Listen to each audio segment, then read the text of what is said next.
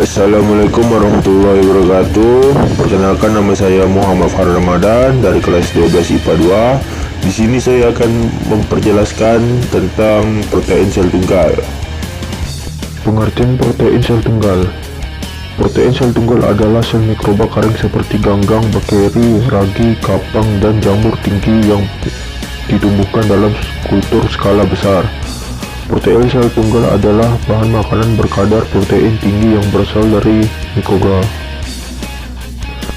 Perkembangan protein sel tunggal. Protein mikroba sebagai sumber pangan untuk manusia mulai dikembangkan pada awal tahun 1900. Protein mikroba ini kemudian dikenal dengan sebutan single cell protein atau protein sel tunggal. Menurut Tannenbaum, protein sel tunggal adalah istilah yang digunakan untuk protein kasar atau murni yang berasal dari mikroorganisme seperti bakteri, kamir, kapal, ganggang, dan protozoa.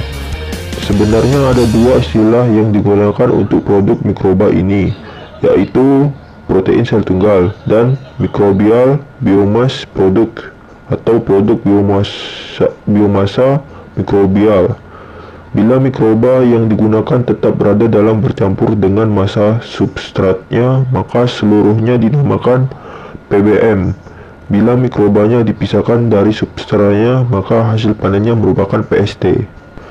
Sejak zaman 1910 di Berlin, PST dari kamir telah dikenal dengan sebutan food yeast.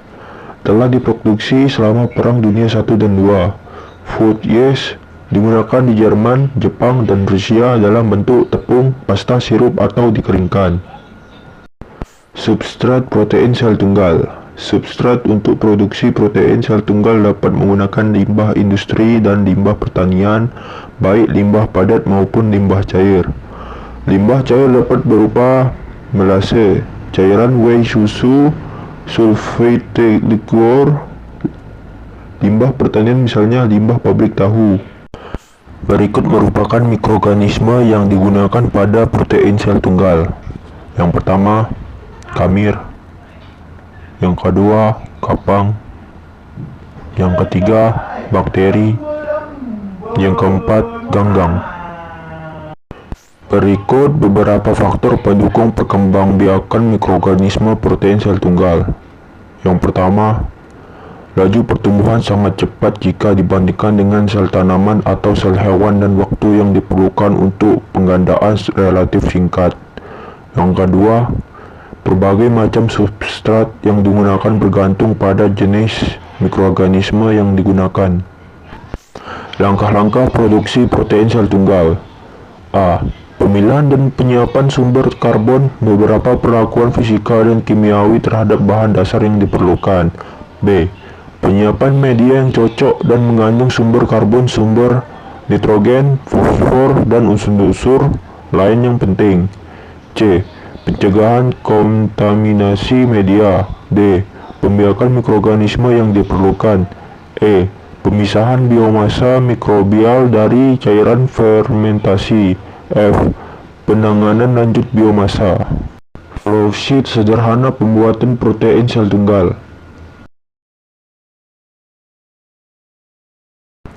Beberapa kelebihan produksi protein sel tunggal. Pertama, organisme dapat membela diri dengan cepat. 2. Tidak memerlukan lahan yang luas. 3. Dapat dihidup di tempat timbangan buangan.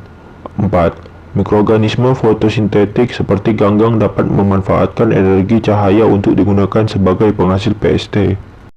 Ada beberapa kekurangan dalam produksi protein sel tunggal. Pertama, PST mempunyai dinding sel yang terdiri atas selulosa, khususnya ganggang, sedangkan manusia tidak dapat mencerna selulosa. 2. PST yang dihasilkan kurang menarik, seperti jeli. 3. Kandungan asam nukleat DNA dan RNA dari PST cukup tinggi dan sulit dicerna serta dapat menimbulkan asam urat. Yang penutup materi kali ini yaitu produksi protein sel tunggal mengacu pada fakta bahwa sebagian besar mikroorganisme yang digunakan sebagai produsen tumbuh sebagai individu tunggal atau filamen, bukan sebagai organisme multiseluler kompleks seperti tanaman atau hewan. Penggunaan mikroba dalam produksi protein memberikan banyak keuntungan dibandingkan metode-metode konvensional. Mikroba memiliki waktu generasi pendek, memungkinkan transformasi mudah, menggunakan substrat banyak, tidak memiliki persyaratan di tanah yang subur atau musim tertentu untuk tumbuh dan memiliki kemungkinan produksi terus-menerus di bagian manapun di dunia. Hasil sel bervariasi sesuai dengan substrat dan jenis mikroorganisme. Ya, sekian, terima kasih.